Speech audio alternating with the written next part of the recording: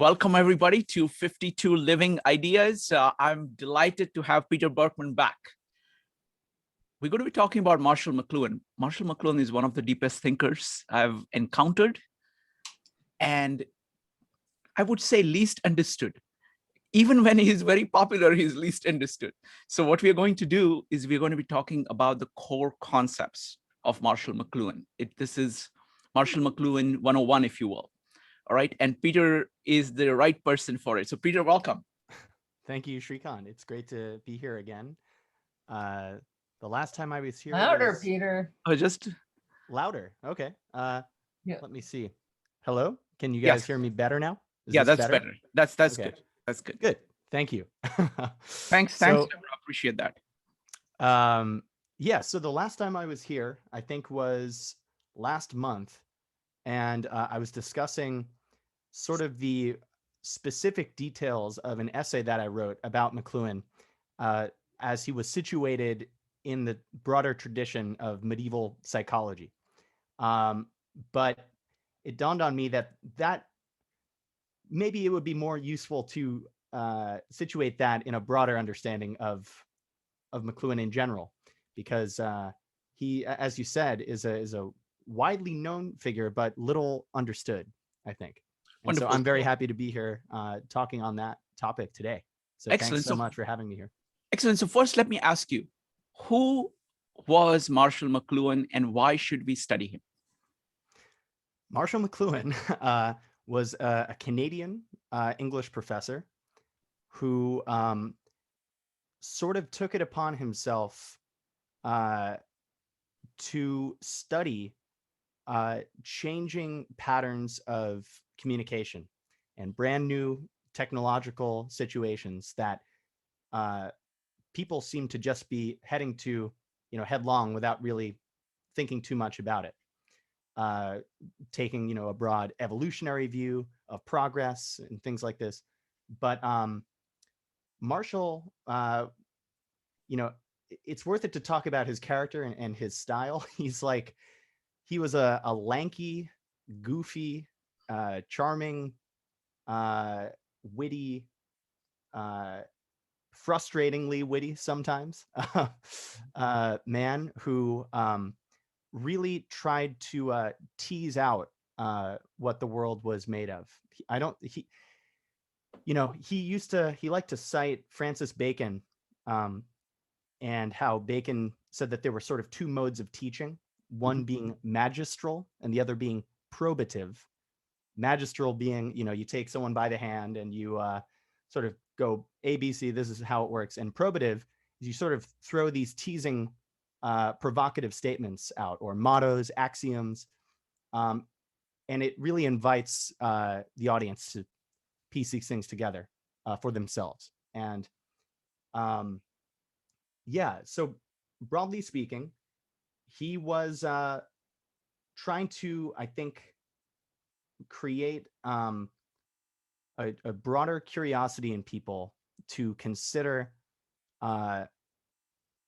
mankind's own innovations as something that drastically and very deeply transforms the way that we see ourselves and our relationship to each other and the world.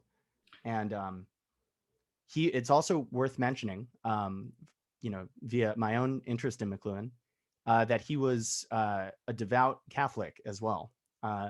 He was a daily communicant, went to daily mass, was involved in some capacity with organized church efforts to deal with communication. It didn't necessarily go anywhere at the time in the 70s, but this is all to sort of underscore his image as a public figure, which was sort of a media guru, someone who had all the answers when really he was just trying to beg questions, So there is a bit of a misconception there. He was the first man interviewed on a live global satellite television event. Wow. In 1967. There was a live, you can look it up on YouTube. There's 1967, there was this broadcast called Our World, and that they ask, well, Professor McLuhan, you're something of a media guru. So tell us, what is the meaning of our message here today? And he just said, well, it's a humming, buzzing confusion. And like anything else, people will look at this and associate it with something that they've seen before with just a little bit different. And because that's all that human beings can do. Wow. And Wow. so, yeah, it's a fascinating thing. And that's where the Excellent. Beatles premiered All You Need Is Love on that same global Oh, broadcast. wonderful.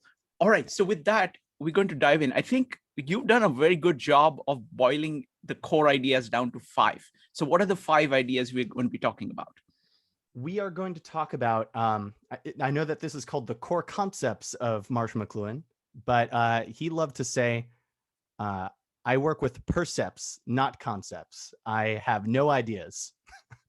Mm-hmm. But he, that's a bit of a tease itself, because of course there are some working principles that he understood. And one of them is that if you want to understand any situation, it is worth it to look at the percepts that underlie those concepts. So the first would be percepts, not concepts. The second would be probably the most famous of and enduring of his legacy, which is the medium is the message. It's also maybe the most misunderstood. People have taken that to mean that the medium is the only important thing. That's not at all what Marshall meant, and we'll get into that.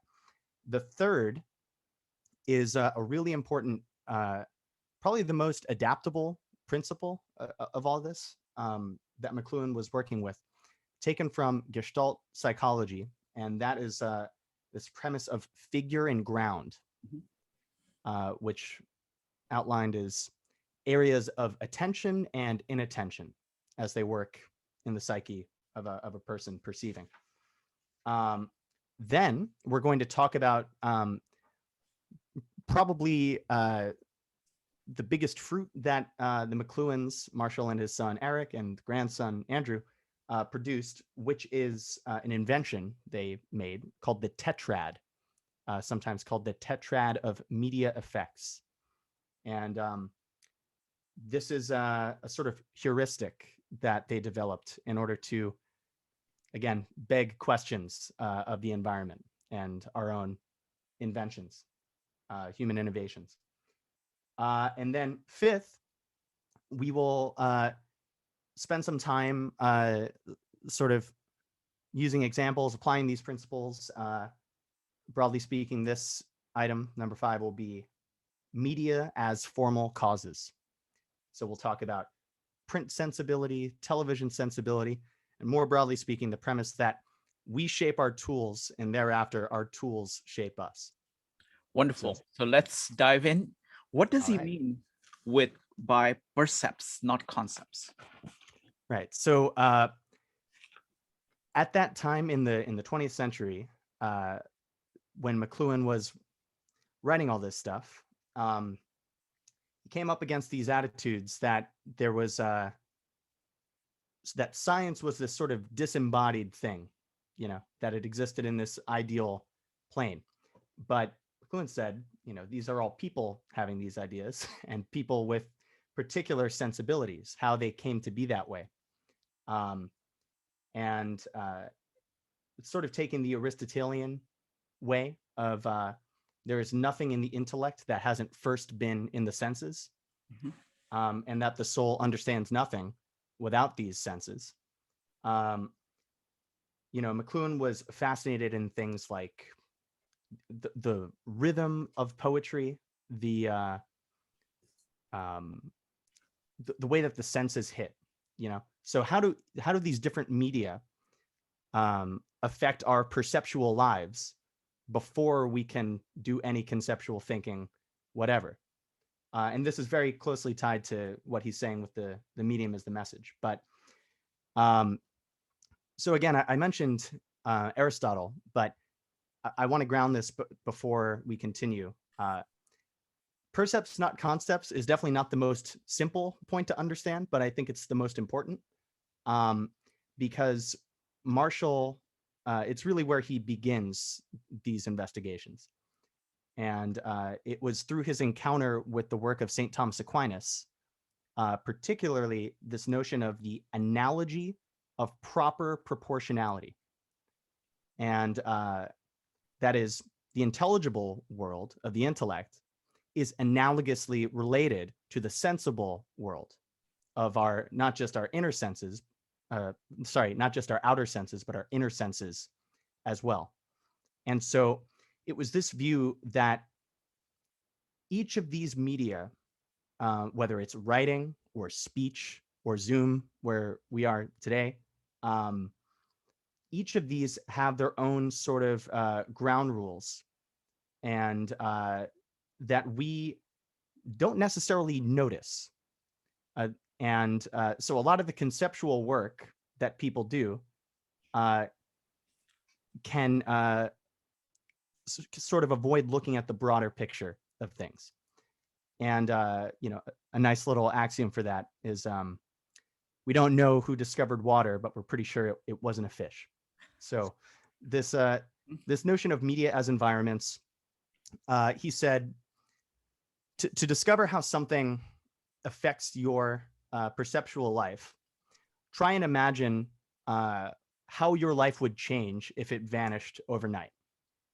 So, for example, I live in New York City, where the skyscrapers are emptying out every day after COVID. But if you go back even 5 years, having the penthouse suite in Midtown Manhattan is very nice. Power goes out and the value plummets instantly. So, you know, thinking about what an elevator does to the way that we perceive the world before we have any ideas at all. And you know, mentioning McLuhan as an English professor, it's also worth noting that this played a great deal into his criticism of art and poetry and these things, where he defined an artist in these terms as someone who creates and constructs perceptual anti-environments that do not operate on the conceptual level, but by using words, rhythms, different forms in painting or writing to generate a certain sensibility in the audience. Why did he call it anti-environment? He called it an anti-environment in the sense of, you know, when a fish goes out of water, it learns something about water, what water does. You know? So the air, in a sense, is an anti-environment to the environment of the water. So what You he's could saying just as well say counter-environment. So what he's saying is that an artist offers us a concretized look at something which is not ground, or something that is apart from whatever you're taking for granted. Is that what you're saying? Okay. Precisely. Yes. And they deliberately do that, sometimes to the point where it scares the artist, you know, by being so far away from the social milieu and deep into these areas of relative inattention.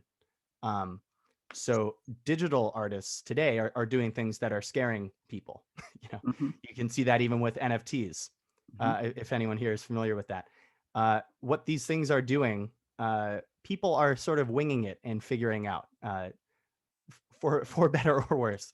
But it's definitely not happening on the conceptual level, is what McLuhan was sort of getting at. And so percepts are what matter here in these investigations. And so again, even though this is one of the more difficult points to put forward, I think it's important that we begin with it in order to situate everything else. Sure. Let me in just this follow up. senses. Let me just follow up on one thing. You talked about Aristotle, which is a perfect way to start it. That percepts are the base of anything that happens inside.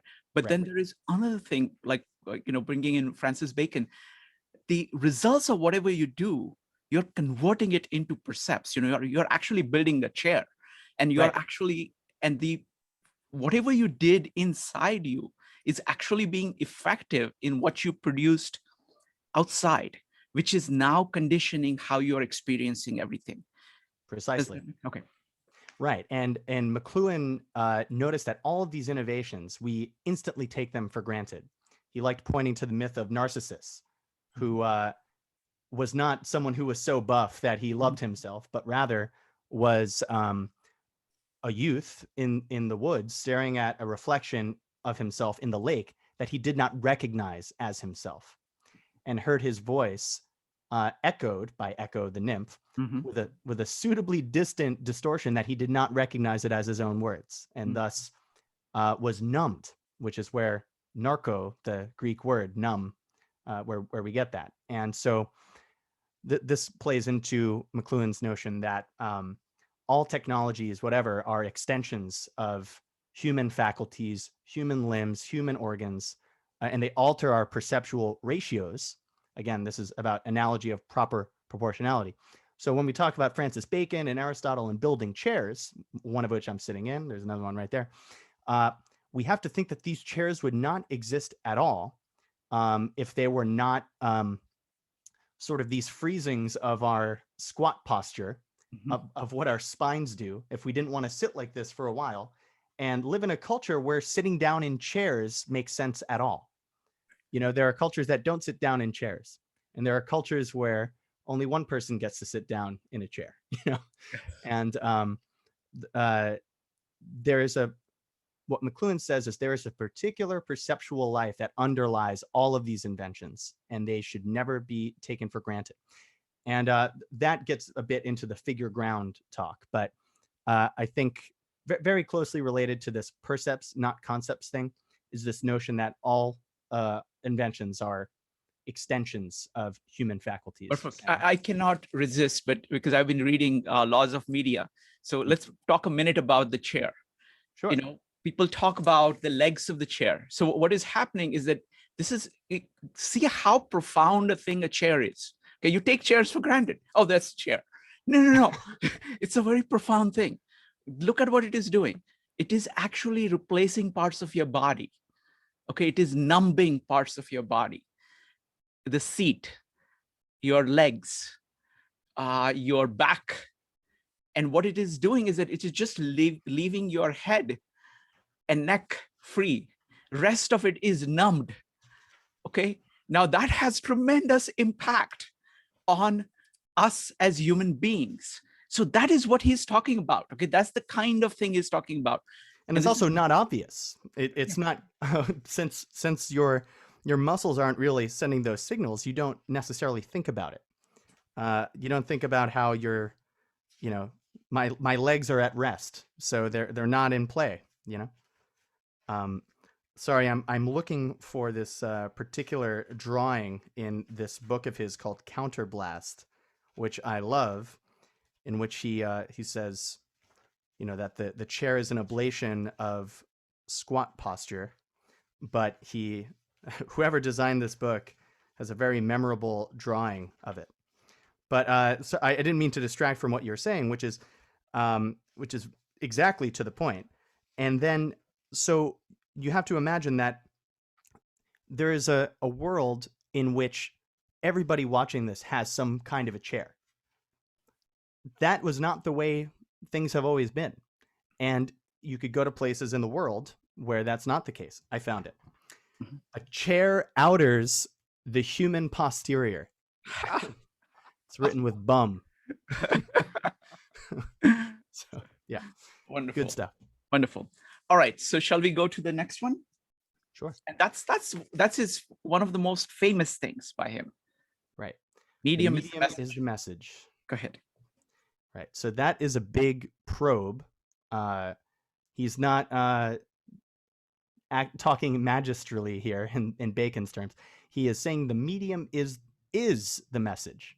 So the emphasis is on is. Mm-hmm.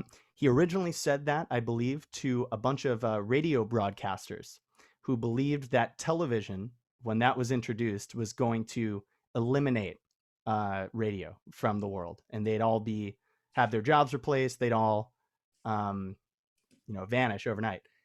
And but there is all this talk of, how do you minimize distortion? How do you get the message across?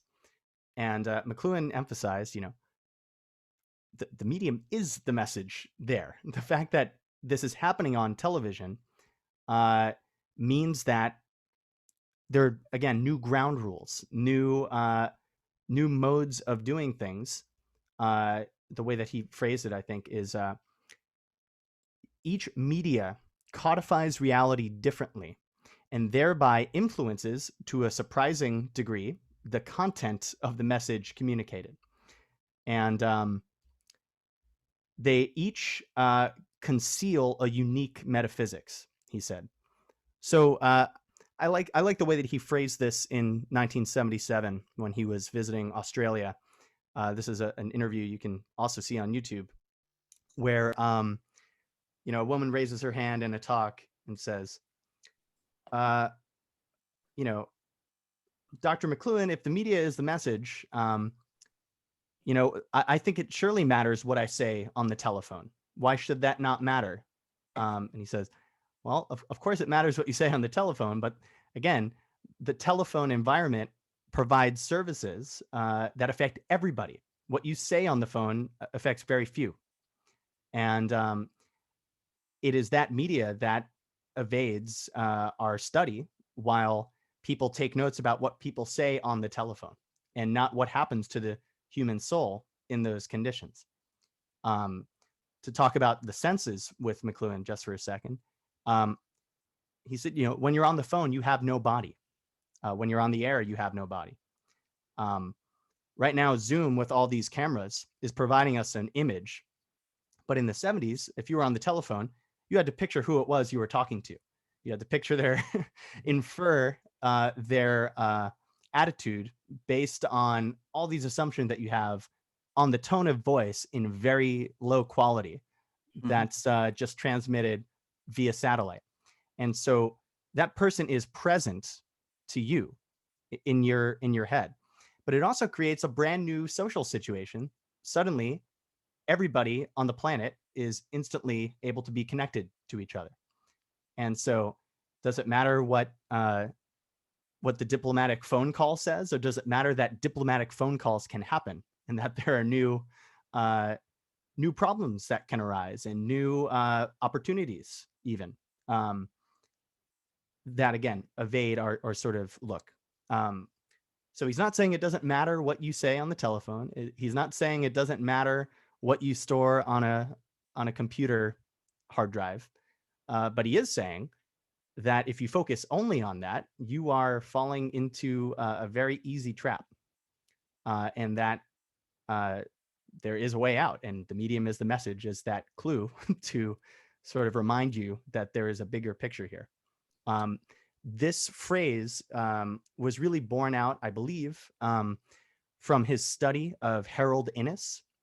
So at the heart of it is basically saying there is a bias to each of these communication forms. All of these different forms highlight different aspects. They diminish others. So in this book of Harold Innis, who was another Canadian fella, this book is called The Bias of Communication. And he takes these two examples of writing on stone and writing on paper, and how those are, you go back in ancient times and you will see very quickly that the medium is the message and how those societies are structured.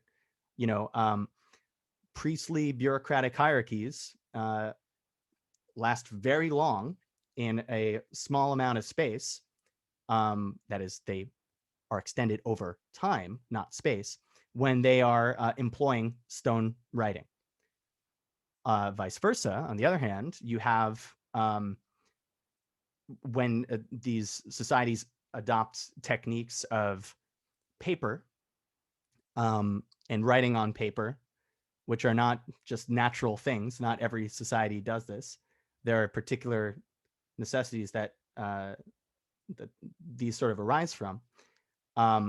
Suddenly you have things needs not for walls, but for roads, and not for guards, but for soldiers, and the sort of beginning of an empire structure where you send people out and send them back in. So those are two examples from that 53 book. But no, McLuhan was dealing with something quite different, not with stone writing and paper writing, but particularly in that around that time when he coined that phrase, "The medium is the message," he had won a grant from the Ford Foundation for something called "Changing Patterns of Language and Behavior and the New Media of Communication." So this was part of their program Area 5, dealing with individual behavior and human relations. This is Ford throwing tons of money at whatever they could to discover, what these new media, which already existed, were actually doing. And so McLuhan has this fascinating article that comes from this time that anybody can look up if you go to JSTOR or LibGen, as you do, and search the new languages. And he wrote this with Ted Carpenter, his colleague there. And he says, each of these media are not just passive containers where they simply record something without transforming them. He says, no, writing did not simply record oral language. It was a new language which the spoken word then came to imitate. So there's a relationship between these things. And I think it's also worth mentioning when we say, the medium is the message, that McLuhan liked to contrast this with another mode of doing things. So a lot of communication theory at that time, Shannon Weaver, et cetera, he called communication theories of transportation, again, where they seek to minimize distortion of the message, whether that's spoken word or an audio recording or something like this. But so it's all about minimizing distortion. McLuhan said, "I would be embarrassed to name even 3 people who are my peers in studying transformation, where I studied the distortion instead of trying to minimize it. So study what these seemingly neutral containers actually do, not only to the content, but to the audience," which is why the sort of corollary to the medium is the message is that the user of any media is the content of that media. By a simple fact, stretching all the way back to Aristotle, that the soul is and becomes the thing that it understands and what it is actually involved in doing. So right now we are all wrapped up in the form of a Zoom call, or to see how this will transform again on a YouTube video, where again, I'll emphasize that people can leave comments. The last time I did that, I said people can leave comments. Someone actually did leave a comment and saying, could you actually go further into McLuhan's concepts? And that's why we're having this video here. So the evidence is everywhere that the medium is the message. Peter, I want to give you a personal example of my encounter with this. And I actually figured this thing out only after reading McLuhan. See, I grew up in India and I did not have TV at home while growing up. And I was very, I knew that was the case. So I asked my parents, why?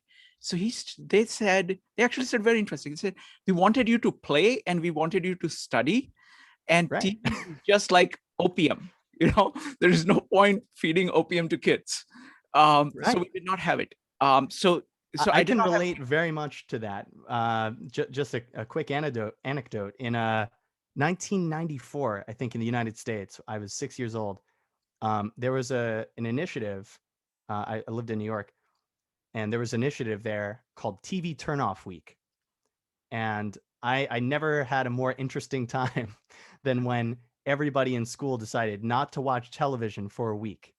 That's a real McLuhan style experiment that once again proves what happens when you remove this element from not only from your active lives. It's not just you stopping to watch television, it's your neighbors too. And then it turned out I went outside and saw my other neighbors were going outside, and we were playing games, running downhill, all these kinds of things.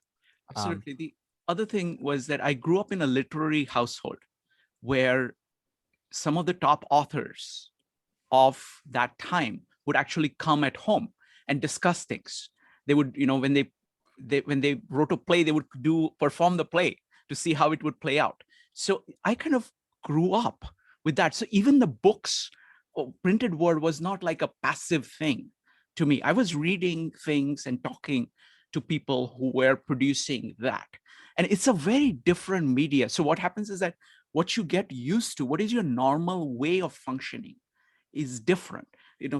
So when I came to America, and I, again, only after reading McLuhan, I kind of figured it out. It's like the people hooked up on TV, and they're literally hooked up to this system, which is pumping stuff in their brains, directly affecting their emotions. And that's what is going on a lot of the time. And if you do that, like I think Americans watch TV 4 hours a day. If you do that, the way in which your mind works is different. Mark is So- waving his hands. He says 10 hours a day. 10 hours a day. Wow. Okay, yeah, I still can't believe it. But that and I could see that, like, I'm different in some way. But it was McLuhan that gave me the words to figure out that, oh, it was the media that was different.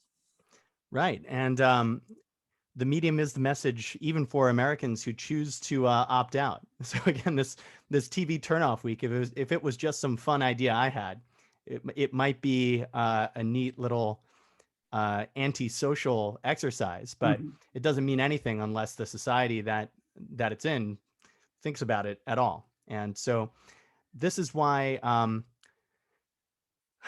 I'll introduce another aspect of the medium is the message, where McLuhan sort of tried to lay this out for these same people who were throwing some money at him. He said, "This is what I've meant all along by saying the medium is the message. For the medium determines the modes of perception and the matrix of assumptions within which objections are set." And he reduced his recommendations to just one. Study the modes of the media in order to hoik all assumptions out of the subliminal, non-verbal realm for scrutiny and for the prediction and control of human purposes. So it's just what you said, that he put it into words, and that is no small feat. Things don't just get put into words; they have to be understood in order for that activity to be done and understood by somebody else. Wonderful. So shall we go to figure and ground? Yes, I think this is a fine time to pivot to this really fun aspect of McLuhan. Figure and ground are terms that McLuhan borrowed from German Gestalt psychology. Particularly, they were actually terms invented by a Danish psychologist named Edgar Rubin in 1915. And the way that McLuhan incorporated this notion into his work, again, we're situating him in a psychological tradition. Here's where the rubber actually hits the road on that one. Actually quoting psychologists in his books. He says, this is where the training of perception comes into play, and what he also called noticing accurately. So again, bringing us back to percepts, not concepts. The media is the message. Well, what does all this mean? It literally means that this is how you study the structure of a situation. So figure and ground are roughly psychological synonyms for what we might call areas of attention, being the figure, and broad areas, much broader areas of relative inattention, which would be the ground. So figure and ground. The way McLuhan introduces this phrase in a book called City as Classroom is he says, strange as it may seem, before Edgar Rubin did in 1915, there had been no satisfactory terms in general to describe the parts of a situation. And so, of course, you had the words foreground and background, but these had specific meaning, terms of art in painting specifically. But the stuff that the Gestalt psychologists were interested in were these moments where human perception can sort of go either way. So maybe you're familiar with the duck rabbit image, where depending on how you look at it, it's a duck or it's a rabbit, or that illusion of the woman who is either a young woman turned away with a little collar, or that collar is her mouth and she's sort of an old crone hunched over. Um, and this emphasizes that there are assumptions that the user or that the audience brings in when they encounter any situation at all. This notion of figure ground has many, many broader applications in McLuhan than just looking at illusions. If, by the way, if you don't like those two examples, which are sort of the earliest Gestalt figure ground examples, another great one is that we might recognize today is that dress.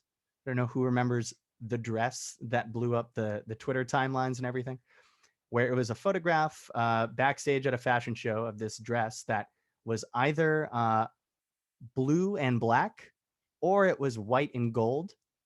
And on Twitter, you would see an enormous amount, I'd say probably 90% of the conversation was focused on those figures.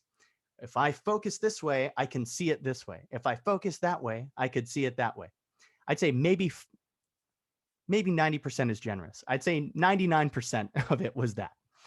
Maybe 1% of the conversation was, this is how white balance works in photography. I am a photographer, and I notice that if you look at the other parts of the image, you'll see that their distortion, when applied to the color of this dress, make it clear that the image, this is a photograph of a black and blue dress.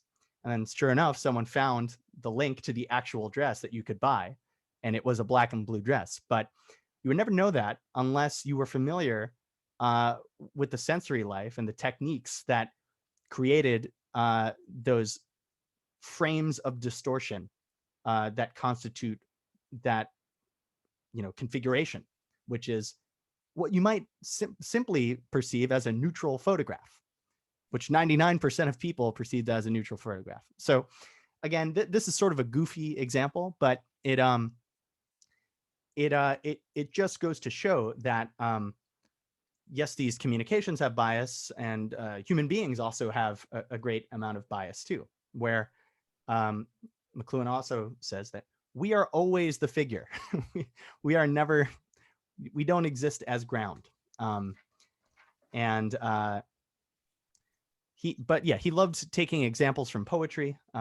One that he gives is Edgar Allan Poe's once upon a midnight dreary, while I pondered weak and weary over many quaint and curious volume of forgotten lore.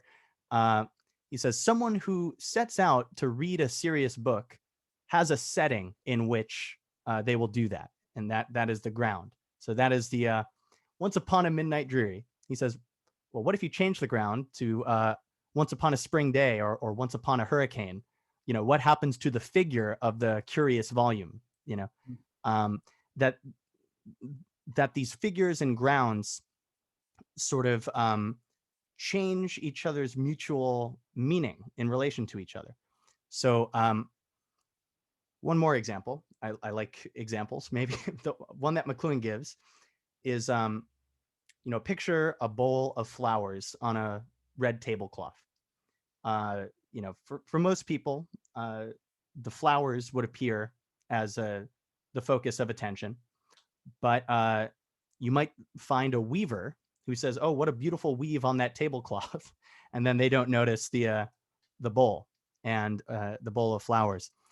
But if that tablecloth were blue, or if it were a different shade of red, and we don't notice it, it changes the way that we see the flowers.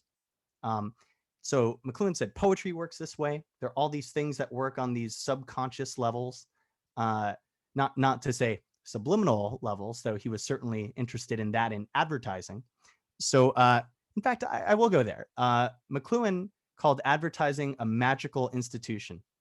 And he said so publicly. He wrote many books about it. One is called The Mechanical Bride. Another article he wrote is called American Advertising. And he basically was writing at this time when advertising dominated the lives of everybody.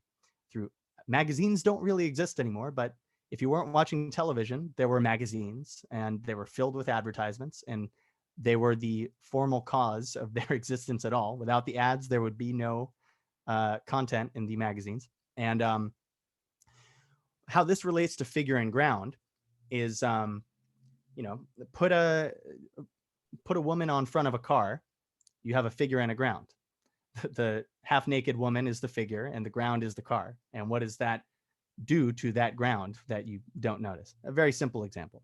But again, artists being the sort of constructors of anti-environments, these sort of people who are really expert in generating perception and really training perception, there are all these techniques to make something noticeable or not. And this goes to something that T.S. Eliot stood, that there's a power in poetry to communicate well before it is understood. So that I think he called the content of a poem is the juicy piece of meat that distracts the watchdog of the mind so that the thief, that is the poem, and the poet can do his work in the audience, in your subconscious. So, a filmmaker like David Lynch, any of these symbolists, they work to establish these things that have meaning by their use and don't have meaning outside of their use. Again, these are sort of languages that McLuhan is interested in studying. But again, this figure ground thing comes down to figuring the grounds, the parts that constitute a situation. And I'll quote him a bit. He says, the ground or underlying structure of a situation provides the condition for experiencing any part that presents itself as figure. And when we concentrate on the structure of a situation, we can assess problems more realistically. That is, we can account for more existence when we recognize that we have these blind spots, or rather, these blind spots, that's fine. And change, either change the situation or our response to it. This, I think, is really at the heart of McLuhan's figure ground stuff. This notion of a situational analysis that is aimed at looking at the whole through the relationship of the parts to one another. And again, back with the dress, you have so many factors at play there. They're this sort of like network of figures and grounds at play. You have a photograph, but no one will be talking about the photograph unless it were broadcast to millions of people on a Twitter timeline, And there are all these hidden grounds that are different really for everybody. Again, the weaver sees the tablecloth and approaches it as figure. Most people don't. Most people don't have that specialized thing that would let them tune out the flowers. So it's all about what you bring to the situation. So let me take a few examples. I think this is a huge point. So if you just get this part of McLuhan, see, McLuhan is so deep that if you get like one of his ideas, it'll really transform the way you think. So consider this. For example, I came from India. Okay. Each culture has its own ground, a whole bunch of things that they take for granted that they don't even think about. And they are focused on figure. Each person has their own thing that they're focused on, but they're presuming a whole range of things of how human beings should be, how they interact, how they conduct their day. All of that is taken for granted. That's the ground. And the thing that they're immediately focused on, okay, what am I going to do today? That's the figure. So that's the stuff that they're conscious of, right? Now, as an immigrant, one of the big advantages is that when I came here, and this, every immigrant has a chance of observing this, is that here also people take a whole bunch of things as granted, but it's completely different. It's completely different. And that's a huge deal for a culture, for a time period, for a company, for a person. So for example, you do so many things in your own, if you just look at your life, you take so many things for granted. And then your attention is focused on a few things. And Many times they'll say, okay, I'm trying to manipulate this thing and nothing is happening because it rests on this massive ground. And unless you are willing to, say, okay, what is the ground behind this? You kind of lost because you are actually operating on a very small part of the entire situation. Peter, does this And make sense? it makes perfect sense. And even looking at the entire picture can be very scary sometimes. And so people really go out of their way to avoid this. And for instance, just a basic example of our lives where we live with all this recording technology. I might notice the way that I speak differently right now than if I were to watch the recording of this video. Mhm. I might be like, oh man, I pronounce things that way. That's strange. But, or as a musician, I might feel fine playing a piece on my guitar. I listen back to a recording. I'm like, ooh, didn't notice that. Or even without personal action, let's say I take a field recorder and I record my room, like just the sound of my room, totally silent, and then I go visit my parents, 2 hours away, drive up there, hit play. I'm like, oh shit, that's my room. It doesn't sound, I'm noticing different things about it, and it's about, again, noticing accurately. And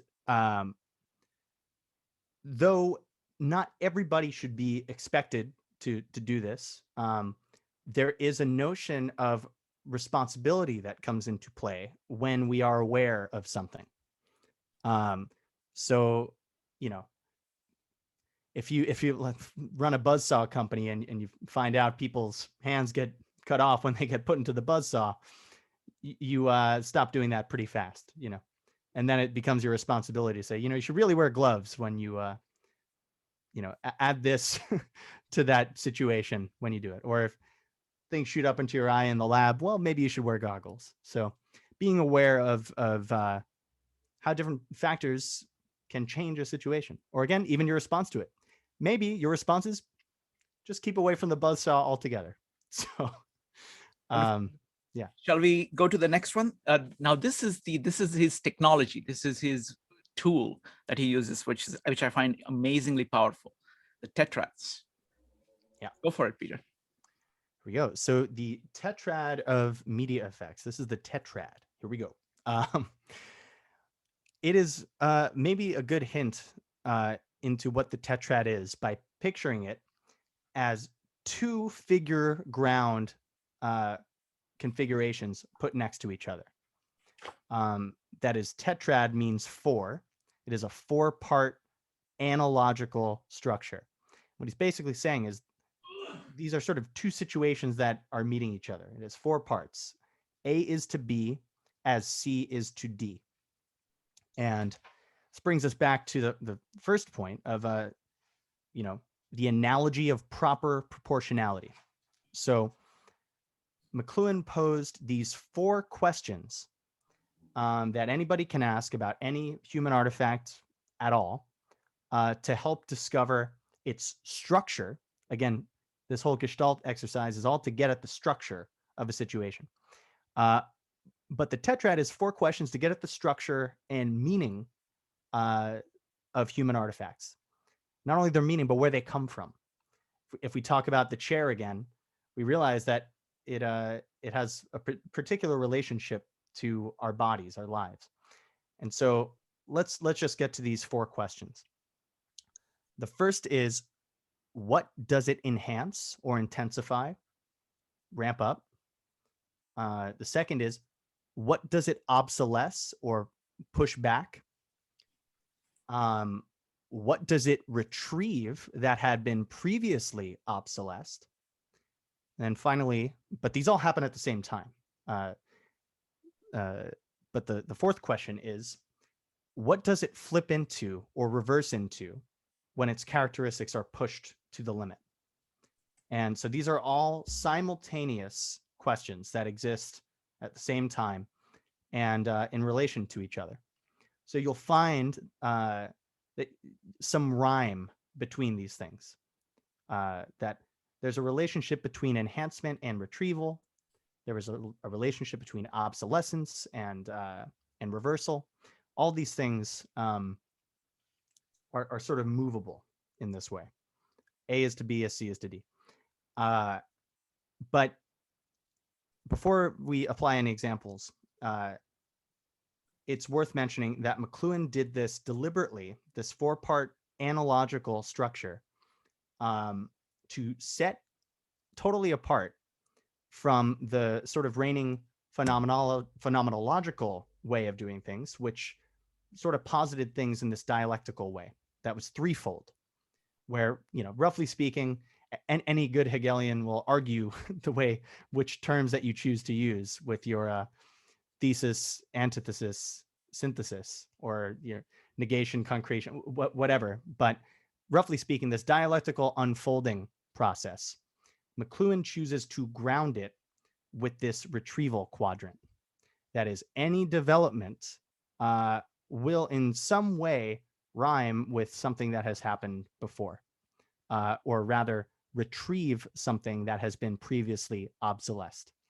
And it sort of removes the illusion of linear progress in evolution, and at the same time keeps open shapes of transformation that we haven't seen before, that we don't recognize, that will help orient us when we simply don't know. That's why these are questions, And so McLuhan defined phenomenology very simply. He says, for all the books written about phenomenology, there is one fact that you won't even get if you've read them. And it's that in any situation at all, there is always another situation that peeps through. And it is this peeping through that they call phenomenology. And his book, Laws of Media, he said, I think I'd like to call this book The Phenomenology of the Media. So let's take a look maybe at this enhancement, obsolescence, retrieval, and reversal. This is an enormously complicated topic. We should preface by saying that McLuhan liked to say, when you ask these questions, you shouldn't expect the answers to arrive immediately. You might be ruminating on these for a week or two until you discover the answer to just one part of them. It may come to you in the shower, what a fork retrieves, for instance, or it may, while you're walking down the street, things like that. So this is just a sort of, like you said, it's a technology, it's a tool, an instrument. But he also posed them as scientific laws in the same way Newton, rather there are these proposed laws of thermodynamics and whatnot. So I guess, Shrikant, if you have a sort of object Sure. for investigation, maybe we can try and Sure. come up with a tetrad for it together. Sure. Let's do that. So firstly, I find this tool to be extremely, extremely useful. I just got done reading, Laws of Media, where he describes this just this night, last night. I was working at it late last night to finish this. The thing that I find really powerful about this tool is that it acknowledges the ground. Because most of the time when people are thinking about the tool, they are looking at the tool itself, and they're not seeing the ground in which it is operating. Whereas this tetrad itself, by various things, most people, when they look at a tool, they are just looking at what is it enhancing. At best, they will look at what it is obsolescing. See, these are something that you can immediately see. And they might even take a narrow view of what is being obsolete. They might say, oh, this means the end of something. Like earlier we were saying, oh, this means the end of radio. But, print, even though it obsolesced the written word, was certainly not the end of the written word. If you look at the historical record, shows that people wrote probably much more during that period. But the way that it worked in that figure ground changed. That the way it operated within that situation had been transformed. But yes, sorry, continue. Absolutely. No, no, no. Please. This is good. This is good conversation. So I think one of the brilliant parts of it is the retrieval part, because that is really pointing to the fact that apart from whatever you're seeing, there is something else that is going on in the background. Like if you push something over here, you're going to lose something, and then you're going to want to bring that back. One tool that obsolesces another thing kind of creates something. So it also creates a relationship between these various tools.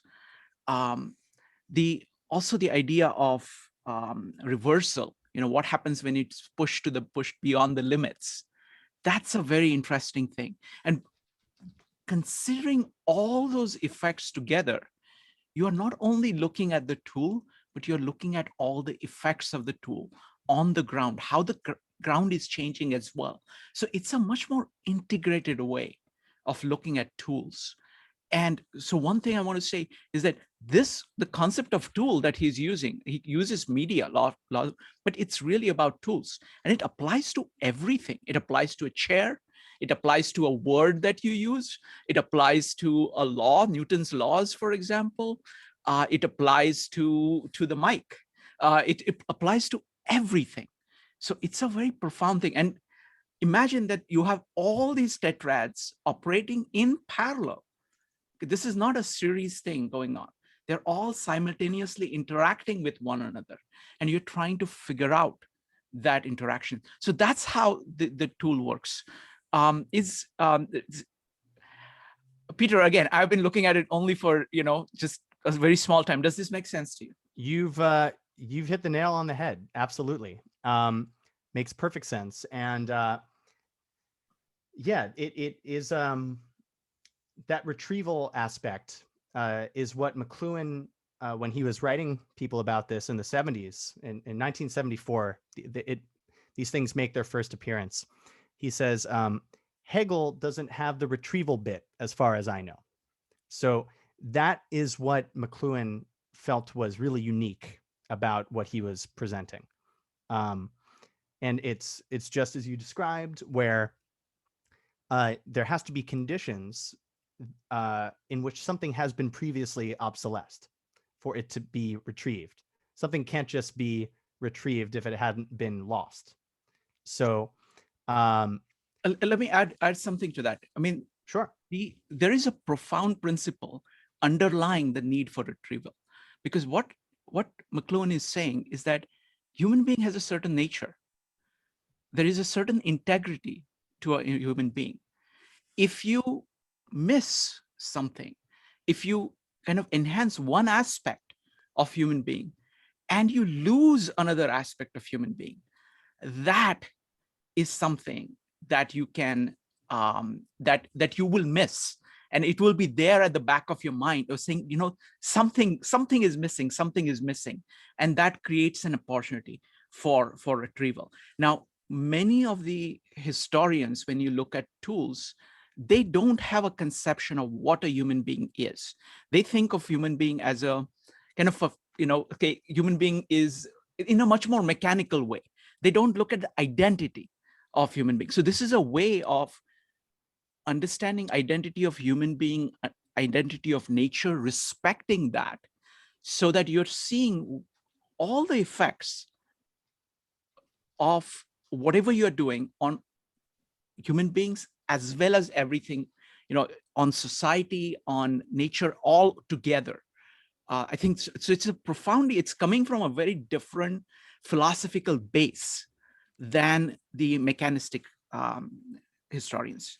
It is. And I think that mechanistic historical view of humanity, McLuhan sort of parodied in Understanding Media, where he writes, man becomes, as it were, the sex organs of the machine world, as the bee of the plant world, enabling it to fecundate and to evolve ever new forms.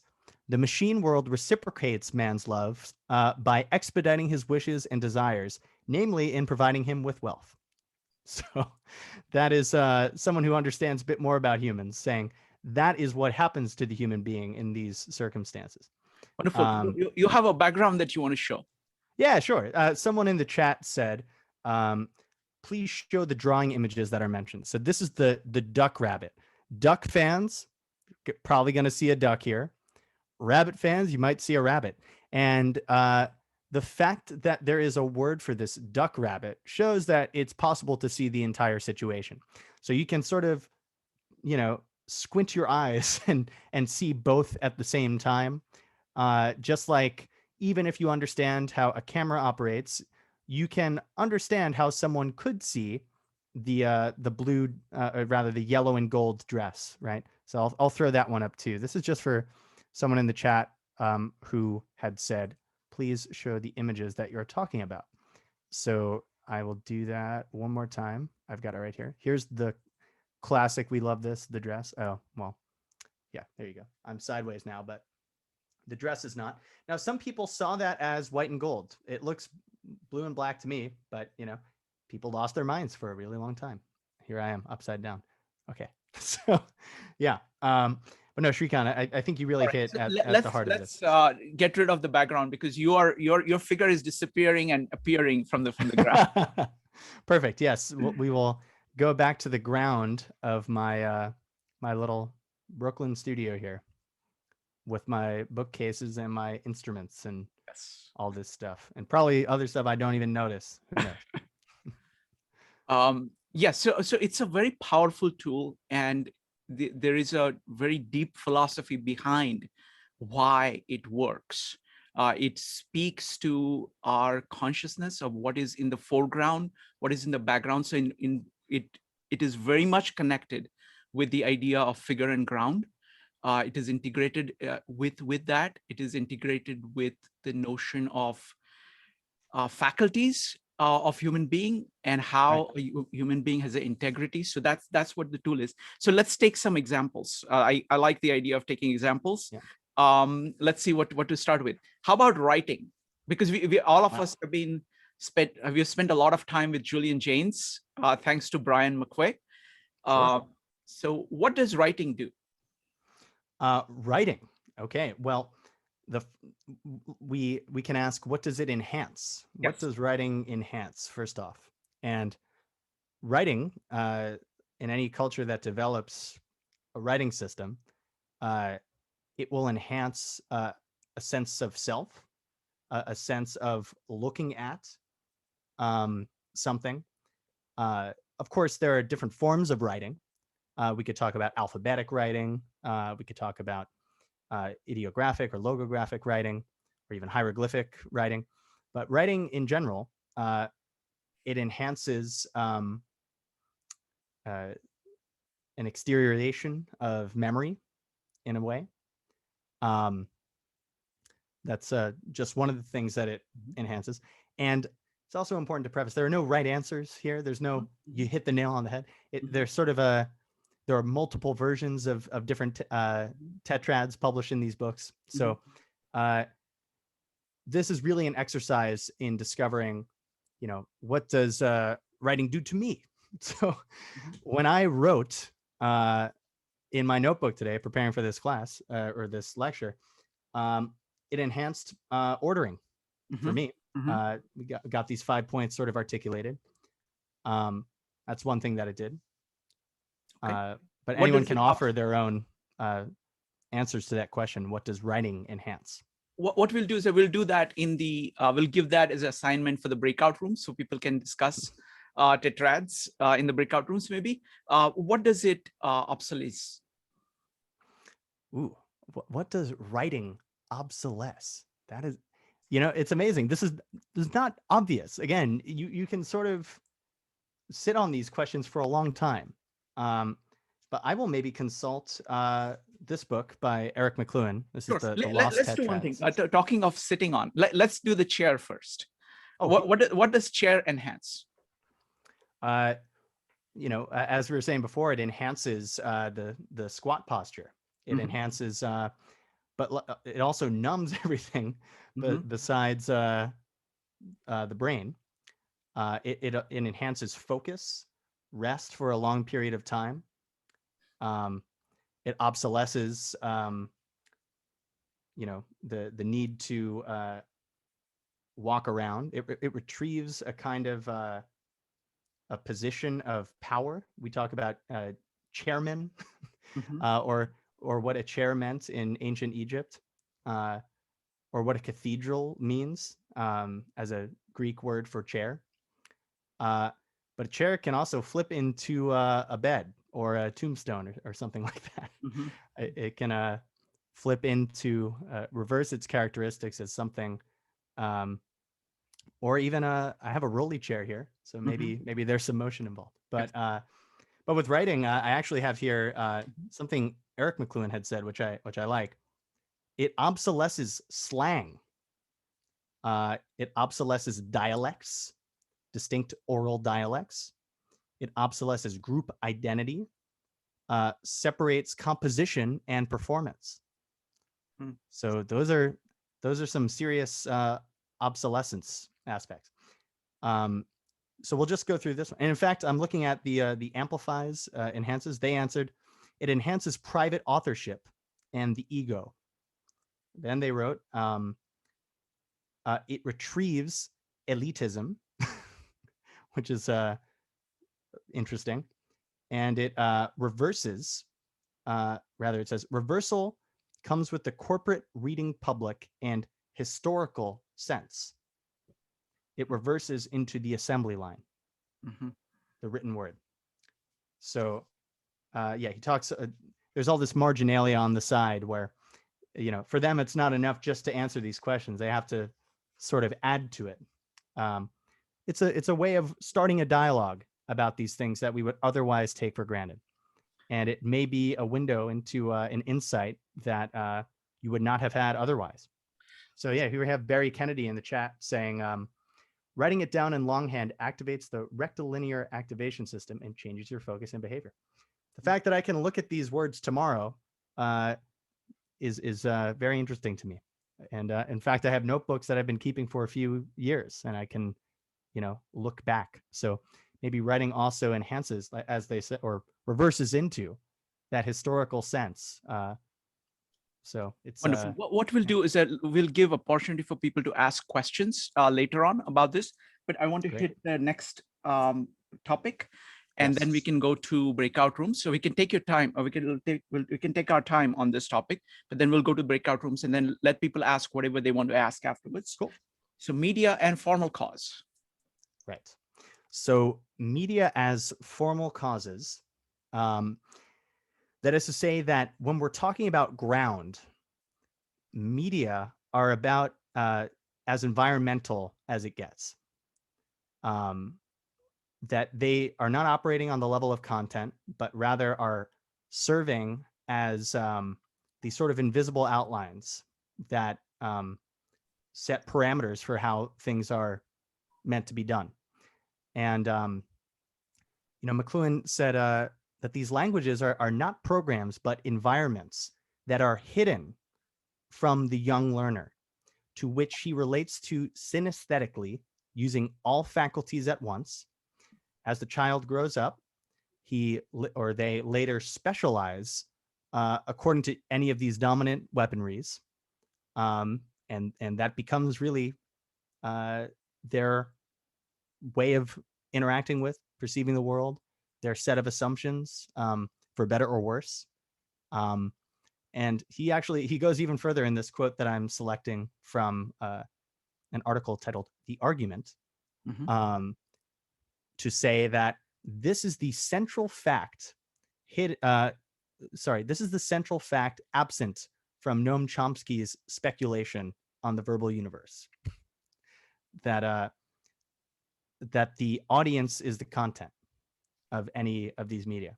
So this is, I think, the only place where McLuhan mentions Chomsky by name, Mhm. um, and it's a fascinating place to do so, because this all comes down again to the trivium for McLuhan, where there are Mhm. grammars and things like that. And Chomsky being the guy who, despite whatever political aspects are present in his work, he was the guy who promised MIT that he would reveal a universal grammar. Mhm. And Mhm. McLuhan said, No such thing. Mm-hmm. This is we're talking about human beings here, and it ain't that easy. So uh, that is to say, looking at these situations, these gestalts, all of these media have sweeping and profound things that or character to them that changes everything. So when we're talking about Edgar Allan Poe's poem, Once Upon a Hurricane, Once Upon a whatever, let's say you adapted Edgar Allan Poe's poem into a film, Mm-hmm. or you dramatized it as a play or whatever. Um, all of those, literally everything about the being, minus the content of it, would have to be transformed. You suddenly have to think, well, what does this person look like? What would be on their bookshelf if you're staging it as a play, or as a radio show? You know, what should the tone of voice be? Mm-hmm. And this is where all these sort of assumptions would become revealed. But so I think that's a good example of translating a work of art into a different media. But besides that, though, there's the much more essential points, that the human being is fundamentally transformed Mm-hmm. in each of these circumstances. So it's not just the art form, but the human form, the human soul, which is the form of the human body, is what is most drastically transformed. How And so, about we do a quick pass, because we don't have that much time. So the best way to kind of end this up is to talk about these different psychotechnological environments, yes, that's right. oral, scribal, print, electric, and digital. So can Right. you take, whatever time you want to kind of say, how was it different? How did this media change? How were human beings different during this time in their operation? Well, the one that I can talk with most sort of sensible touch to is this transition that we're going through today from Sure. television to digital.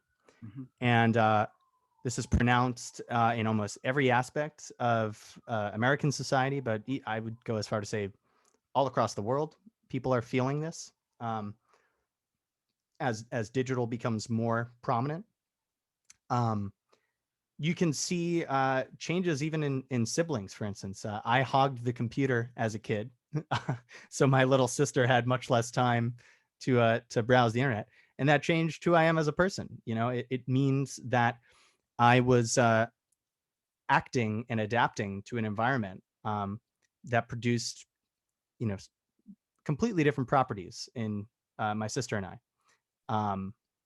You know, you have brothers. I actually had a conversation last night with my friend Paul, who said, I relayed that story of hogging the computer, the family computer. And he said, you know, I did the same thing. I became a computer engineer, and my brother, who stayed away from the computer, became a mechanical engineer. So, but in the most precise and sweeping psychological terms, the environment of television was one dominated by imagination, and the digital environment that is facilitating all the action that we're doing here is dominated by memory and a literate sort of mode of doing things. Now, this will be on YouTube, right? And YouTube is one of these places that is really at the nexus of this kind of storm, because it's a service that uses the business model of the previous environment of television. That is, YouTube is run on ads. Google is also run on ads. But that is figure, because in the ground, all of this activity is happening on digital servers, creating all these things that the business can't anticipate. So while they're serving ads and serving videos that you might like next, you know, they run into all these problems where they're sending people into YouTube rabbit holes, they're called sometimes. Mm-hmm. No one is considering the psychological effects of putting people into these sort of memory vortexes where, because you might like this, here's a channel designed for you and only you. This isn't what NBC is deciding to air. This is what YouTube's algorithms and things that were programmed by human beings, but are operating autonomously, what, based on your previous behavior, you might like to see. And if you let that thing go for hours at a time, days at a time, you're in what some have called a filter bubble. Mhm. So this is just to speak to the YouTube dimension of the thing. But yeah, this is that is just to say that all these media are forms, and as we were talking about with figure ground, they operate with and next to each other in this ecological way. Mhm. That when we understand what these things do, not only in themselves, but what they do to us, we can either change that situation or, again, our response to it. So I hope I did a decent job there, Shrikant. If there's something else you feel I should highlight, I think you happy did to. extremely well. This was great, but I want to hear from folks, because I want to give them a chance to kind of talk amongst themselves, and then they will come back and they will ask us questions, because this is a humongous topic, and we've always struggled how to cover it. I think we've put enough things down so people can see the depth of it, the range of it, and now it is up to them to see what they can pick up on, and let's find out. We've had enough of the figure. Let's get to the ground. Yes, exactly. That's the ground. Beautifully put. Yeah, so we were lucky in the same room as the presenter, and Peter. we were talking about Peter and Mark. So we were talking about the humanity, how's in this embodiment of humanity in this whole process. And I was wondering about, what is really humanity? And I think we have body, mind, and soul. And it seems the body part is more and more disassembled, because we were able to replace us physically with different machines. Now we replace us mentally with AI. And so in the brighter side, it seems like we no longer have to do this boring works, repetitive work, which can be replaced by machine, could be great. And also with the genome, I have very hope nobody need to be die if they don't want to anymore, because you can replace all your body part when it's no longer works. So that's maybe, and also the VR, everything, it seems everything is focused more on the mental instead of physical. But as a human being, maybe physical part is also important for us to experience the world. So my question, what is humanity? In this whole process, maybe that's the important question. The body, mind, and soul, it seems the body part, mind, all be replaced very quickly. Maybe it's good for spirit to develop. I don't know. Thank you, Jean. That is a very important question. What is humanity? And Marshall McLuhan, who is the sort of broad topic here that we're discussing, he would have answered that question by saying, if all technologies and human artifacts are extensions of their creator, human beings, then human beings and the whole of nature, all creatures, are certainly in one form or another extensions of a creator, in his view as a Catholic, of God. And the way that this is treated is in a specific metaphysical framework from Aristotle. The key word here is form. Where do these things receive their form from? And that's really what we're talking about when we're discussing these configurations of figure ground. What is the structure or the form? And so for all living things, whether they're fish or bugs or human beings or dogs, plants, whatever, their form has been classically understood in the West to be the soul of that particular living thing. The Greek word psyche, the Latin word anima, which we get animation from, or the English word from German soul.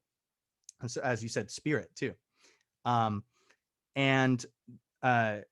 So that is why so much of the work that Mark and I and the rest of us have been doing at the Center for the Study of Digital Life is really focused on these psychological questions dealing with the soul, and why I chose to situate McLuhan in my essay, which we talked about last month, in terms of this tradition very explicitly. So human beings having souls are a composite, both of their body and their form. So there's an interplay there, and that is not enough for speaking of what McLuhan, how he would answer your question.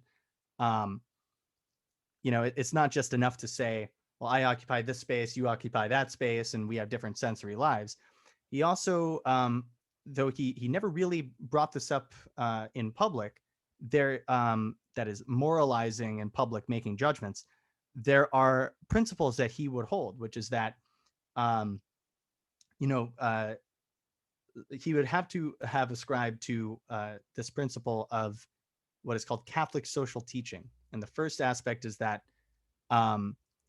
it's something called human dignity, which basically says that, the human being is the basis for any ethical standard.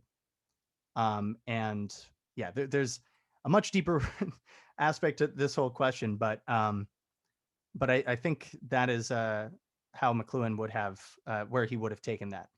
So wonderful, a great question, Gene. Really appreciate that. Next up, and we will, and all of us have to answer it. It's a very large question. We're going to keep answering it in many different forms. Next up is going to be Stefan, Barry, and Shelley. Stefan. Hi, so Mark or Peter, I was wondering if you guys could apply this tetrad that we've been talking about to the subject of AGI. Yes, it's a great question. I would definitely invite Mark to unmute in this situation, because we were in the same breakout room together. I work with Mark. Mark is the president of the Center for the Study of Digital Life, in which I am a fellow.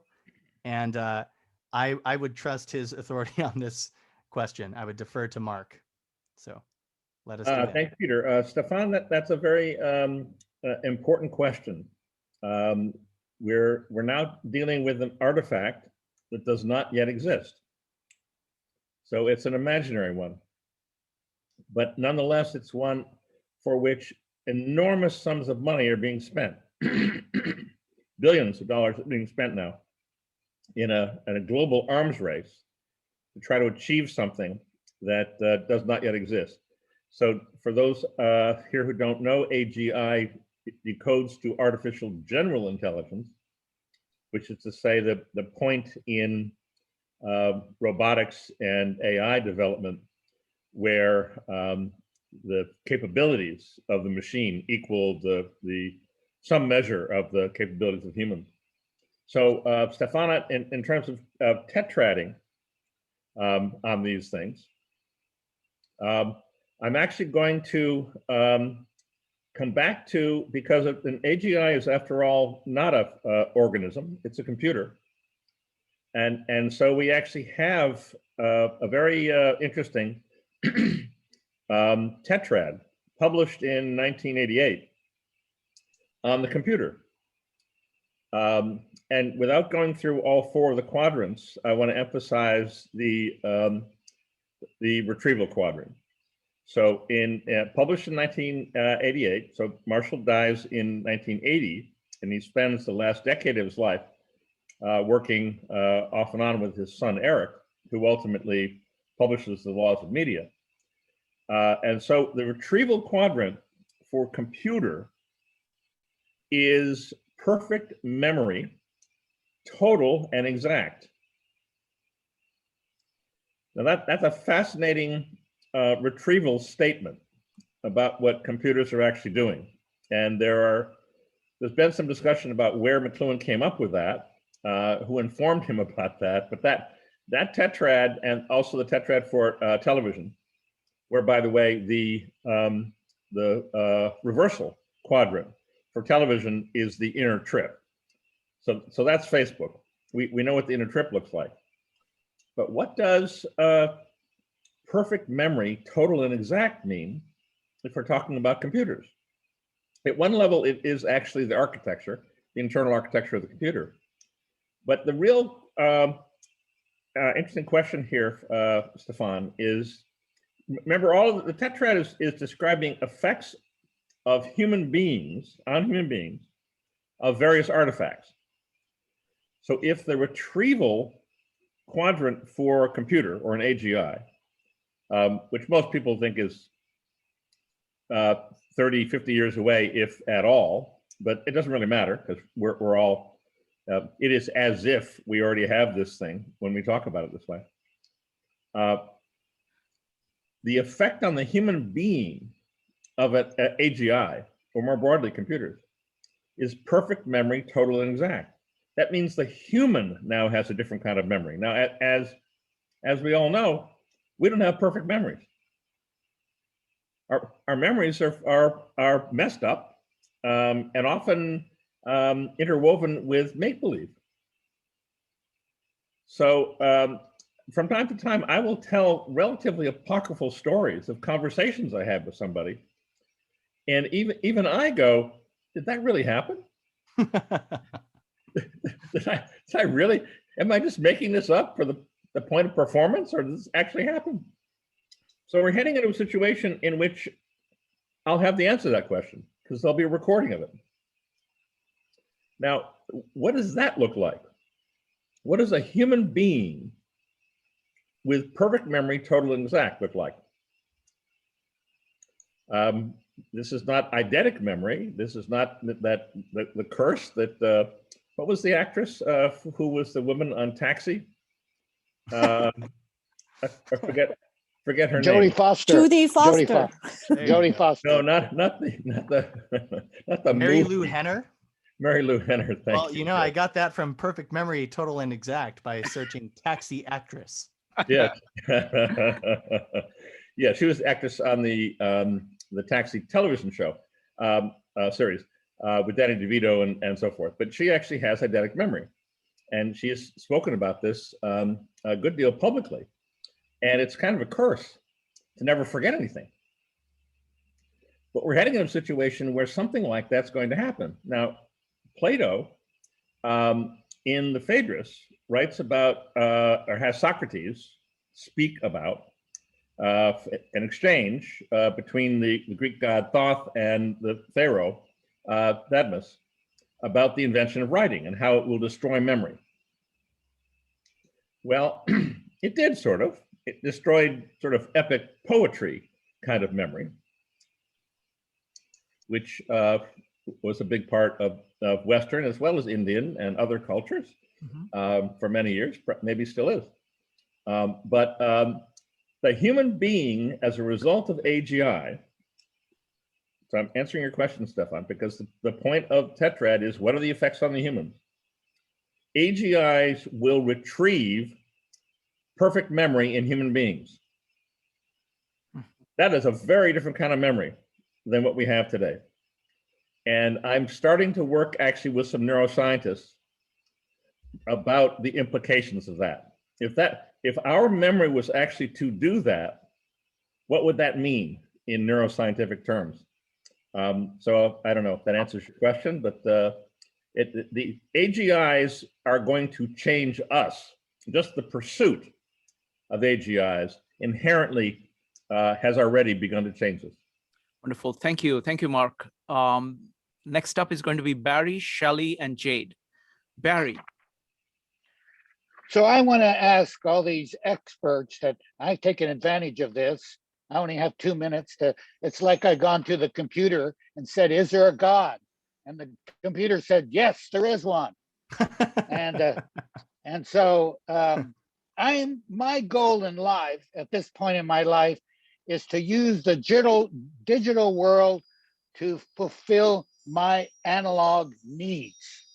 So as you can see in this painting, I'm in a porthole. I'm climbing up a keyboard. Wow. I'm sitting in a yoga squat. I'm writing in my journal, and I'm painting myself, and I'm teaching myself, and I'm disintegrating who I was and becoming who I want to be. All these things are analogs of myself. I use YouTube as a teaching tool to Sure. convert the digital to the analog. I use Google as a teaching tool. They even help me by creating an algorithm.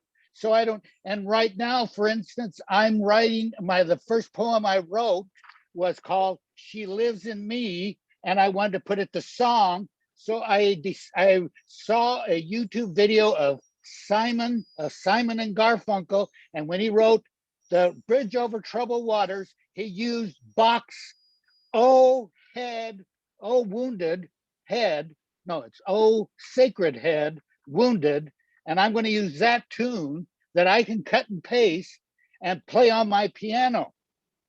So is this the best use of digital world? And it's the best way to fight the system that wants to make me into its image when I want to be in God's image. That was a lot to take in. I don't know if I could really, I wouldn't call myself an expert on that, but that was fascinating. And I had a question for you, which is, did you paint that? And you answered it when you said, that's me painting myself in the painting. So of course that's your painting. So, Barry, I don't know if you're familiar with, you might be, as a tutorial tool, deeply embedded with this digital world and maybe even artificial intelligence, called TikTok. But it was originally devised as a tutorial system or a teaching system for teaching people how to dance, and so, or to lip sync or whatever.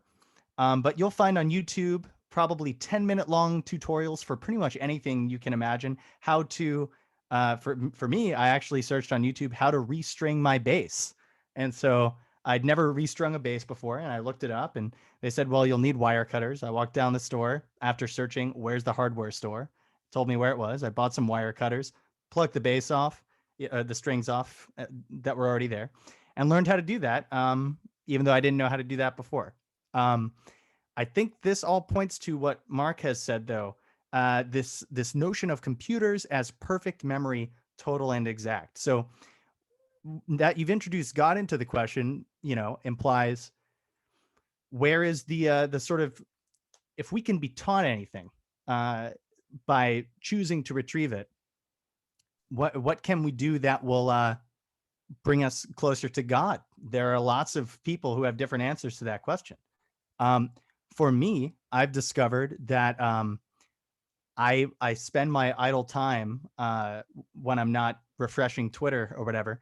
I'll spend an awful amount of time on reading St. Thomas Aquinas's Summa Theologica, looking up specific questions that I may be pondering that day, reading what he had to say, reading it in Latin, reading it in English, and looking up etymologies of words. There are so many memory resources available to us right now. And I think the challenge, as sort of Mark was describing, is keeping it within the scope of human purposes. That is, not letting memory sort of gain this, what's the word for it? Hyperthymesia, this ultra memory, avoiding that and making sure that whatever rabbit holes we delve into, they're always brought in dialogue with somebody else. I think that is the key. And that's the key of this figure ground thing, because as we learned, while I was chatting for an hour and a half, it tends to be much more interesting when it hits the ground. So the breakout rooms are essential. Without the breakout rooms, there would be no reason to do this at all. Even more so without the questions. That's what this is all about. So I hope that answers your question, Barry. Wonderful. Thank you, Barry. We always have to keep focused on the individual humans. Can never forget the humans. Right. Next up is Shelley, followed by Jade. Shelley. Hey, wow. My mind is kind of blown by this meetup, and I'm extremely grateful for having come, and Peter and also Mark in our breakout room. Thanks for elaborating and presenting new ideas and thoughts to my brain. I have a comment, and then I have a question, and my question is actually for Shrikant. My comment is, I've never heard of AGI before until Stefan asked about that. So thank you for explaining that a little bit. But that in combination with CRISPR technology kind of makes me fearful of the future. And I have to say, I'm grateful there are people thinking really hard, ethical, complex questions and looking for solutions. So that's my comment there.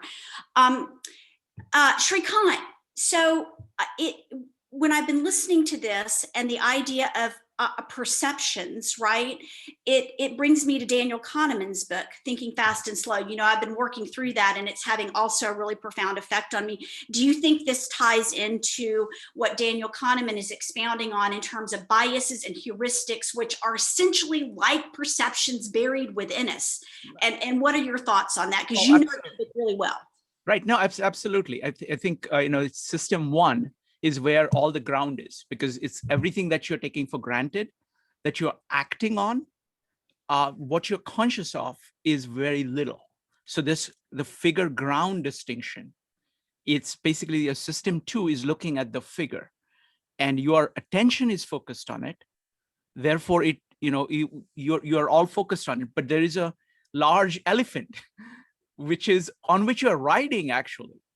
And that is your system one. That is the ground. You can never forget that. So it's the same kind of idea. It's just a different terminology. Now, if you want to compare it, so firstly, you need to kind of bring together both these ideas. We always do this in our meetups, this kind of syntopical, where you're connecting ideas from different people. And what happens is that each person has their own take on it, which adds to the others. So the take that Marshall McLuhan brings is that he's very conscious of tools over history and what each of those tools have done. What Daniel Kahneman is talking about is about human being itself. So you can add Marshall McLuhan to Daniel Kahneman's system one and system two to have a much more nuanced understanding that, okay, when I'm reading a book or when I'm writing, this is how I'm using my system one and system two. Whereas when I'm watching TV, it's all going into system one. I'm kind of numbing my system two. And actually I'm being controlled by this other people's system one and system two. They are actually driving me completely. I think I'm doing something. I think I'm watching TV. No. It's things are being done to you. So it allows you to see what all the tools are doing and what you are doing. And one of the key points here is that moment you start paying attention to the ground, that is the path to freedom. Knowing what is going on is a giant step forward, because then it says, oh, you can switch off the TV. You can stop sitting on the chair all day long. And that transforms you. Does that answer the question? It does. And I have to say, it's interesting you're articulating it that way, because that is exactly what has happened to me with Daniel Kahneman's book. It's like I look at people now and I have more grace for them because I understand, oh, that's not directed at me. That's their biases and heuristics, and they're just trying to easily walk through life the best way they can. So you articulated it well, and thank you for answering my question. I appreciate it. Thanks, Shelley. Beautiful question. Thank you. We are all trying our best to make sense, despite many handicaps towards that, especially in our time. I would just like to comment back to your comment real quick, where you mentioned AGI and CRISPR. I would say if McLuhan were here, he would agree that the problem today is having power over our own power. That is, the key word is responsibility. Though we have these things, nothing ensures that they will be used wisely. So that, I think, is the challenge that we all face. So thank you for your comment. Wonderful. I mean, all these questions are fantastic questions. Gene bringing up the soul, Stefan bringing up the dangers of AGI, Barry bringing up, saying, how do I use it? And Shelly bringing up system 1, system 2. Jade, you're next. So I think you guys started talking about more of what I was kind of talking about in the breakout room, which is Can you speak a little bit louder or into the mic? Can you hear me now? Yes. Yep. Okay. So I was kind of thinking about, well, we kind of ended up on the concept of being willing to be obsolete, and how your willingness to or unwillingness to interact with a certain medium can make you obsolete. So I think also within there, we were kind of talking about responsibility, but in a different way, because I was like, well, when you take your time to get into things, you kind of see how things go, what goes right, what goes wrong. And it gives you a better ability to kind of decide how you're going to interact with something, because you get a lay of the land. So then you kind of understand that, oh, I could set this up to tell me when there's an hour, to tell me when it's time to go to bed, to do this, to do that. And it's interesting. I don't know. I think our personal desires to be relevant, current, or our ability to be okay being different or irrelevant, or if you can kind of figure out how to make yourself relevant even without interacting with that medium. I would kind of like to kind of hear something about that. But then there's also the concept of like those who still don't watch TV, like you said, to be able to turn off the television. That's in essence sometimes for some people making themselves obsolete, because you can't talk about that show. But I was explaining that sometimes I don't watch a show and I don't do it intentionally, or the news. I won't do it intentionally because everyone's going to talk about the top stories anyway. So I'm going to find out. Or for instance, like if my grandmother calls, sometimes I will look up the stories as she's talking to me. So I'll fill in the gaps, because Mark was talking about how sometimes the recollection isn't perfect. So I'll look up the stories on Google and I'll see several different accounts of that same story from several different angles, and I'll discuss those with her. So I'm also interested in hearing how that falls into the theory. The fact that I'm still interacting with the medium, although indirectly or subsequently when I find that they're holes or things that don't make sense. So it's like, how do our decisions around our interactions with the mediums, because I feel like some of us are hacking these mediums. Because it's like even the person, like you're saying, who never sits on the subway train, like they just decide that, no, I don't sit on the subway. And it's like, what is it about people who make those decisions that enables them to make those decisions? Or like how people think it's crazy, I sleep on a mat on the floor. They're like, what? You need a bed. Like that, everyone tells me you need a bed. No, I don't need a bed. I'm fine. So it's like, I don't know. I think all of that is just curious to me. Do I have an answer? No. Do they have an answer? I don't know. Maybe they do. Well, Jade, thank you so much. That is, you've really hit at the essential point here, which is at the heart of it, all of these decisions about what we choose to opt into, even passively, are decisions about the sort of lives that we want to lead. For instance, I have a friend I was on the phone with the other day who chooses to talk on the phone. Sometimes there are very few people under the age of 50, I think, who actively speak on the phone. But we had a 2-hour-long conversation, which is, he's one of my only friends who I will do that with. So it's very strange. But despite doing that, he has never had a Facebook account. He has never had a Twitter account. He has never had a Tumblr account or any of these things where your name and face and identity are associated with an account on some social network. And yet, despite not having these accounts, sometimes he'll type in the URL on his internet browser and check on what his friends are doing. So it's very bizarre. So he has this strange relationship where he's somehow opted out, yet he recognizes that that's the world in which he lives. And so he sort of takes from it what he can and what he finds valuable.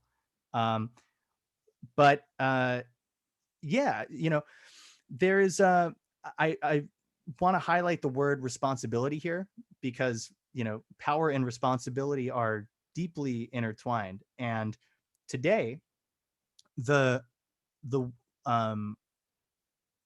like window and process between wanting to do something and being able to do it basically does not exist. If you can do it, really all you have to do is want to do it, and it is done with these powers available to us. We're talking about CRISPR. Soon, someone might have an idea, F it. What if I make lab-grown meat of human tissue? Or what if I make lab-grown meat of myself and eat that? Wouldn't that be funny? The window of the barrier, rather, of these things almost doesn't exist. And what is required is serious reflection and judgment on the personal level, but also, I think, much more importantly, intelligent conversation on the public level of these things that we might recognize on our own, and sort of sharing and understanding with people. You mentioned that you sleep, on the floor. I heard a story yesterday. My friend was an exchange student, I think in China, maybe. She's from the States, and the host family were being very gracious, and they said, you can sleep in our daughter's bed, and she'll sleep on the couch. And she was like, oh, you don't have to do that, but thank you, that's very polite. She goes to sleep on the bed, this American girl. She sleeps on the bed, and it's rock hard. And she's like, oh, this is not how I'm used to sleeping. And her friend, or the Chinese girl, is sleeping on the couch, the nice plush couch, very uncomfortably. And because of the language barrier and the politeness, she didn't ask to switch. She would be much more comfortable on the couch, but than on this hard, like rock hard bed. So yeah, I mean, I think these differences have the opportunity to be really pronounced as different discrete cultures. And they all have reasons for being the way that they are. And it's best if we have some sort of shared understanding. It doesn't mean that we all need to do the same thing, but I think recognizing these boundaries is very, very important today. Just given the fact that we have the enormous power that we do. We have not seen an equal progress in our responsibility for these things. In fact, we've really seen the total failure to deal with them. I think I mentioned this in the breakout room, but the place for responsibility institutionally, historically, has been the university. And I look forward to seeing what happens under digital conditions, where people are able to really have these public discussions that ought to have happened a long time ago. So thank you so much, Jade. I hope that got at what you were saying. Wonderful. I just want to add one thing. One of the best ideas I found on reading was in How to Read a Book by Mortimer Adler. This is actually two ideas which actually apply here. One idea is that of active reading versus passive reading. You don't just consume things. You read actively. You have a question in mind. You have a purpose that you're trying to find out. And you find the books, all the books that you need for that, and you read for that purpose. Second is the idea of syntopical reading. Don't let somebody spoon feed you. Okay, don't read a particular book. Don't look at the first result in Google or first page of results in Google. Don't look at the feed in your Google News or Facebook or anything like that, because that's somebody else feeding you stuff. You have to have both kind of active and syntopical. You have to go out and search for things that are important to you. I think that's the same idea that applies to reading. If you take, that's my shortcut that I know of. I think there is a lot to be learned. I'm just beginning to look at it, but and I feel ashamed that I've not spent more time on it. But I find that this idea, the core idea that I found useful in reading, really carries over to the digital world. All right. Any closing comments, Peter? Yeah, I would say if you are here on YouTube, I would recommend after this, check out Shrikant's whole series here. There are so many fascinating people that have been brought on. And I would say, to situate this conversation, you can look at the ones that Mark and I have done, and Adam Pugin. They're all linked here below. So they're right there. And I would also say it definitely look forward to Andrew McLuhan, who will be coming here to speak. But also, if you have a second and you don't want to listen to some podcast or whatever, type in the search bar Marshall McLuhan, and you will hear the man himself speak. And he certainly had an enormous talent for it. And you get the sense when you listen to him on these tape recordings that he knew people would be listening to them in this way. It's almost as if he understood what that media was for. So searchable, the ones that I would recommend, because there really is an ocean of McLuhan stuff online, are his later lectures. Particularly, there's one where he is speaking at Teachers College at Columbia in New York City in the 70s. He's brought there by his friend Forsdale, who wants him to introduce this notion of the tetrad. And he will give the description of this far better than I did. So you'll get to hear why he brought it up, who he was arguing with, and how he talked to students in the 70s about the moon landing with it. So there's a whole lot of interesting stuff there, a whole wealth of memory to pull and confront. So yeah. Wonderful, folks. And thank you again, Shrikant, and Mark too, for inviting me to talk about something that has been personally really, really fruitful for my life, which is the work of Marshall McLuhan. Yeah. Wonderful. Thank you very much, Peter. This was wonderful. The next thing I'm going to do is that I'm going to go into tetrads in major way, because that's the only way to actually figure this thing out, to work with several examples. Today we do not have time to do that, but that's one thing that I would like to do. And folks, Andrew McLuhan will be here on April 3rd, Saturday, April 3rd at 5 o'clock, talking about evolution of Marshall McLuhan's ideas and how the ideas have evolved since then with his father, Eric, and himself. So don't miss that. And immediately after this meetup at 5 o'clock, we have Merlin Donald coming. And he's going to be talking about some of the things that we are discussing. Exactly the same topic. The topic is, what is happening to the world? How is we are going through a cultural transition. What is it? What is going on? And a lot of it is not going to happen, but a lot of it has already happened. And we are trying to adjust to it and trying to figure it out. And he's thought a lot about this, and he's not talked much about it. So this is a very rare opportunity to listen to him talk about that. So don't miss that. All right, folks, thank you very much. And Peter, this was just great.